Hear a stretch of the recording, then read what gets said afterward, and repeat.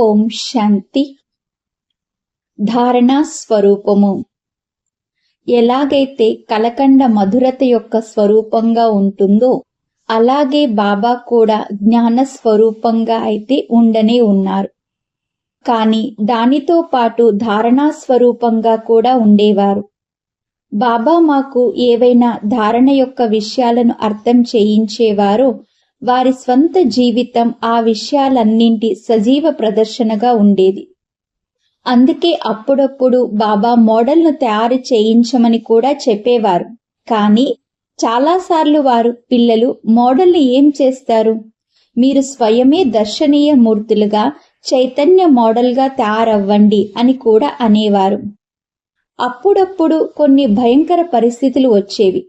ప్రజలు కఠినమైన విరోధం చేసేవారు. రౌడీలు ఎలాంటి విధ్వంస కార్యం చేసేవారంటే కొందరి మనసులో ఇప్పుడేమవుతుంది అనే ప్రశ్న తలెత్తేది. ఎవరితో అయితే ఇలాంటి సంఘటనలు జరుగుతాయో వారు ముఖముపై ఈశ్వరీయ ఆనందం యొక్క రేఖలు పీలగా కూడా అయిపోయేవి. అంతేకాక వారి నేత్రాలను చూస్తే ఏదో ఆలోచిస్తున్నట్లుగా అనిపించేది. ఎప్పుడైతే వారు బాబాకు తమ స్థితి యొక్క పూర్తి చిత్రణ, బాబా సన్ముఖంలోనికి రావాలని దాని విస్తారమైన వృత్తాంతాన్ని వ్రాసి పంపిస్తారో అప్పుడు బాబా ఆ ఉత్తరానికి బదులుగా, పిల్లలు, నథింగ్ న్యూ, ఇది కొత్త విషయమేమీ కాదు, ఇదైతే లెక్కలేనన్నిసార్లు రిపీట్ అయ్యింది అని వ్రాసేవారు. ఈ విధంగా ఎలాంటి భయంకర పరిస్థితి అయినా వారికి చింతను, దుఃఖాన్ని కలిగించేది కాదు. వారు నిరంతరము నిశ్చింతగా ఉండేవారు. ఎంత బిజీగా ఉంటున్నా కూడా బాబా మనస్సు యొక్క తీగ శ్రీ బాబాతో జోడింపబడి ఉండేది. బాబా అనేవారు, పిల్లలు, నేను కూడా పురుషార్థినే కదా. శ్రీ బాబా ప్రతి సమయం నా శరీరంలో ఏమైనా ఉంటారా? ప్రతి సమయము శివుడు నందిపై సవారీ ఏమైనా చేస్తారా? పిల్లలు, బాబా కూడా తన స్వంత పురుషార్థం చేస్తారు. లేకుంటే ఇతని పదవి ఉన్నతంగా ఎలా అవుతుంది? అయితే శ్రీ బాబా ఇతని శరీరాన్ని అద్దెకు తీసుకున్నారు కనుక ఆ సేట్ ఈ ఇంటికి యజమానిగా అవుతారు. కనుక దానికి ఫలితము, పరిహారము ఇతనికి లభిస్తుంది. కానీ ప్రతి ఒక్కరూ తమ పురుషార్థమైతే చేయాల్సిందే. ఈ బ్రహ్మ పూర్తి రోజంతా బాబా బాబా అని అంటూ ఉంటాడు కనుక ఇతనికి కొంత సహజం అవుతుంది. అంతేకాక బాబా వారిగా అయిపోవడం వలన ఇతడు చింతల నుండి దూరం అయిపోయాడు కనుక బుద్ధి ఇంకెక్కడికి వెళ్ళదు, బాబాపైకే వెళ్తుంది. పిల్లలైన మీ బుద్ధి అనేక జంజాటాలలో చిక్కుకొని ఉంటుంది కనుక మీకు కొంత కష్టం అవుతుంది. కానీ వాస్తవానికి పిల్లలైన మీకు ఇంకా ఎక్కువ సహజం అనిపించాలి. ఎందుకంటే మీరైతే చింతల నుండి దూరం అయిపోయారు. మీ బాధ్యతలన్నీ ఇప్పుడు మీరు బాబాకి ఇచ్చేశారు కదా. బాబాకైతే పిల్లలందరి గురించిన ఆలోచన ఉంటుంది. మున్ముందు పిల్లలు ఉన్నతి ఎలా జరగాలి, కొత్త కొత్త వారికి ఈశ్వరీయ సందేశం ఎలా లభించాలి అని బాబాకు ఆలోచన నడుస్తుంది. కనుక కష్టమైతే బాబాకు ఉండాలి. కానీ ప్రాక్టికల్లో మేమేం చూశామంటే ఏ పిల్లలైతే బాబాని కలుసుకుంటారో వారిని ముందుకు తీసుకునెళ్లేందుకు నిరాకార బాబాకు మాధ్యమంగా అయిపోయేవారు. అంతేకాక వారు స్వయం కూడా యోగరూఢులుగా, స్థిత ప్రజ్ఞులుగా, ఆత్మనిష్ట యొక్క ఉన్నతమైన పాత్రలో ఉండేవారు. అందుకే వారి సమీపంలో కూర్చున్న వారందరూ శాంతిని, శరీరం నుండి ఆత్మ యొక్క అతీత స్థితిని, ప్రేమను, కళ్యాణ కామన మొదలైన వాటిని అనుభవం చేసేవారు. మన మరియు విశ్వం యొక్క బాబా ఇలా ఉండేవారు. బ్రహ్మ బాబా తండ్రి సమానమైన సంరక్షణ, స్నేహము మరియు సహాయం ఇవ్వడంలో నిపుణులు. శ్రీ బాబాతో గాఢమైన సంబంధం ఉన్న కారణంగా వారిలో ఉత్తమమైన గుణాలు ఉండేవి. ఒక మనుష్యాత్మగా ఉన్నప్పటికీ వారు ఇతర మనుషులందరికంటే భిన్నంగా ఉండేవారు. వారిలో అందరి పట్ల పితృ సమానమైన ప్రేమ ఉండేది. ఉదాహరణకి ఒక తండ్రి తన పిల్లలందరూ మంచి పదవులను ప్రాప్తి చేసుకోవడాన్ని చూసి సంతోషిస్తాడో అలాంటి సంతోషమే వారికి అందరి పట్ల కలిగేది. ప్రపంచంలో ఒకవేళ ఎవరైనా ఒక వ్యక్తి యొక్క పిల్లలు తమ జీవితంలో ఉన్నతమైన స్థానాన్ని పొందుకుంటే ఆ తండ్రి అందరితో నా కొడుకు డాక్టరు, రెండవ వాడు ప్రొఫెసరు, మూడవ వాడు ఇంజనీరు అని చెబుతూ సంతోషించడాన్ని మనం చూస్తూ ఉంటాము. పిల్లలలో కొందరు ఎలా ఉంటారంటే తమ సోదరునికి ఎక్కువగా తాతగారి ఆస్తి లభిస్తే అది చూసి ఈర్ష్య కూడా పడతారు. లేదా ప్రాపంచిక దృష్టితో తక్కువ సంపద ఉన్న కారణంగా తన ఇతర సోదరులపై ఈర్ష్య భావనను ఉంచుకుంటాడు. కానీ ఒక యోగ్యమైన తండ్రికి తన పిల్లలందరూ మంచి యోగ్యులుగా ఉండాలి, నిరంతరము సుఖంగా ఉండాలి అనే కోరిక ఉంటుంది. ఇలాంటి భావననే బాబా ఇతర సర్వ మనుష్యాత్మలందరి పట్ల ఉండేది. వారు నిరంతరము ఏమని చెప్పేవారంటే, ఫలానా పుత్రుడు వివాహితుడైనప్పటికీ పవిత్రంగా ఉన్నాడు కనుక అతడు సన్యాసుల కంటే కూడా ముందు ఉన్నాడు. ఫలానా పుత్రుడు ఎలాంటి ఉన్నతమైన మరియు అధిక ఈశ్వరీయ సేవను చేస్తాడంటే అతడు తండ్రి యొక్క హృదయ సింహాసనాధికారిగా ఉన్నాడు. ఫలానా వారు ఎంత చరిత్రవంతులు మరియు గుణవంతులంటే బాబా కూడా వారిని మహిమ చేస్తారు. వారు పిల్లలను మహిమ చేస్తూ వీరు బాబా కంటే కూడా అధిక సేవ చేస్తారని, లేదా వీరు ఇతర ఆత్మలకు జ్ఞానాన్ని అర్థం చేయించడంలో బాబా కంటే ఎక్కువ తెలివైన వారని కూడా అనేవారు.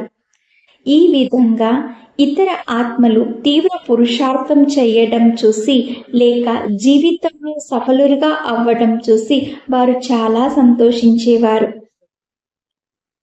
ఎలాగైతే ఒక తండ్రి తన పిల్లల సంరక్షకునిగా కూడా ఉంటాడో అలా వారు కూడా అలాగే స్నేహము మరియు సంరక్షణాపూర్వకమైన వ్యవహారము చేసేవారు. వారు తరచుగా పిల్లలకు ఉత్తరాలు వ్రాసి వారి ఆనందాన్ని, ఉల్లాసాన్ని, ఉమంగ ఉత్సాహాలను పెంచుతూ ఉండేవారు.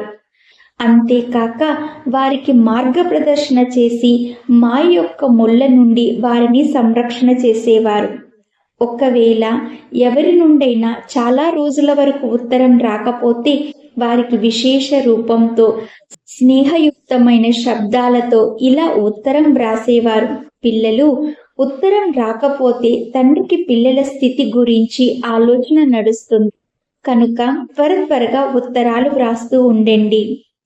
చాలా మంది మనుషులు ఎలా ఉన్నారంటే వారు మొదట తమ లౌకిక సంబంధికులకు గాని లేక వారి వ్యాపార విషయంలో గాని ఎప్పుడూ ఎవరికి ఉత్తరాలు వ్రాసి ఉండరు. కానీ ఇప్పుడు ఎప్పుడైతే బాబా వ్రాసిన ఉత్తరాలు సేవా కేంద్రాలకు వస్తాయో వాటిలో వీరి కోసం కూడా స్మృతి, ప్రేమ, సందేశాలు మరియు నిర్దేశాలు ఉంటాయి. కనుక ఇప్పుడు వారు కూడా బాబాకు స్నేహపూర్వకమైన ఉత్తరాలు వ్రాసేవారు. ఒక సాధారణ వ్యక్తి వద్దకు టెలిగ్రామ్ అప్పుడప్పుడు మాత్రమే వస్తుంది.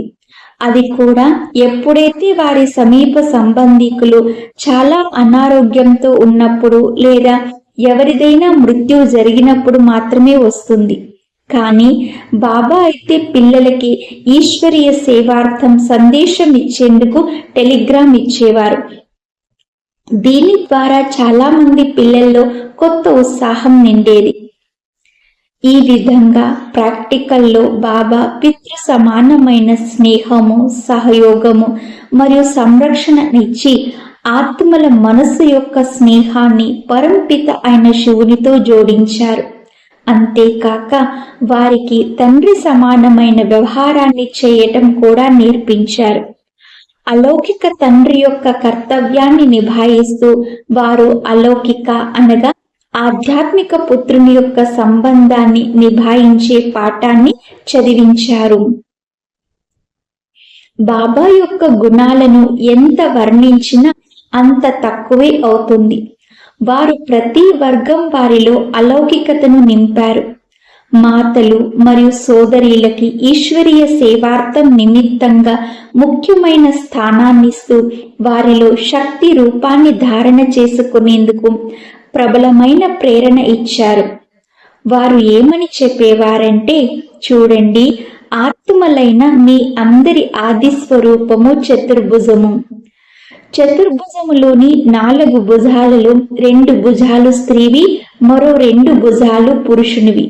అనగా 2 భుజాలు శ్రీ లక్ష్మికి, 2 భుజాలు శ్రీ నారాయణునికి ప్రతీక.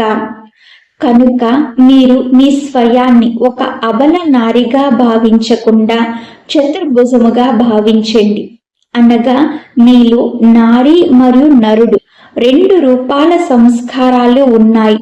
కనుక స్త్రీ శరీరాన్ని చూసి భయపడాల్సిన అవసరం ఏమీ లేదు. ఎందుకంటే వాస్తవానికి మీరు అలంకార స్వరూపులు. శంఖు, చక్రము, గద మరియు కమల పుష్పము మీ అలంకారాలు. ఈ విధంగా శక్తి రూపము మరియు చతుర్భుజ రూపం యొక్క స్మృతిని ఇప్పించి కన్యలు, మాతలను, ఎవరినైతే మనుషులు అబలలని భావించేవారు, అంతేకాక వారు స్వయమే తమను నారీగా భావించి హీన భావంతో ఉండేవారు, అలాంటి వారికి జ్ఞాన శక్తి, యోగ శక్తి మరియు పవిత్రతా శక్తులను ఇచ్చి విశ్వ కళ్యాణానికి నిమిత్తంగా నిర్భయంగా తయారు చేశారు. ఎవరైతే మొదట ఎవరితోనైనా మాట్లాడేందుకు సంకోచించేవారు, ఇప్పుడు వారు వేదికపై నిల్చొని నిర్భయులుగా అయ్యి ఆత్మ మరియు పరమాత్మకు సంబంధించిన లోతైన విషయాల గురించి సరళంగా, మృదువుగా, ప్రభావశాలిగా ఉపన్యసిస్తున్నారు. ఎవరైతే మొదట ప్రతి సమస్య యొక్క సమాధానం కోసం పురుషులపై ఆధారపడేవారో, ఇప్పుడు వారు పురుషులను కూడా పరామర్శించి వారి సమస్యలను కూడా పరిష్కరిస్తున్నారు. ఈ విధంగా బ్రహ్మ బాబా పిల్లలు ప్రతి ఒక్కరికి ఏదో ఒక వరదానమునిచ్చి వారిని ఈశ్వరీయ కార్యంలో సహయోగిలుగా చేశారు. ఈ కారణంగానే చిత్రకారులు ప్రజాపిత బ్రహ్మకు 1000 భుజాలు చూపిస్తారు. అచ్చా, ఓం శాంతి.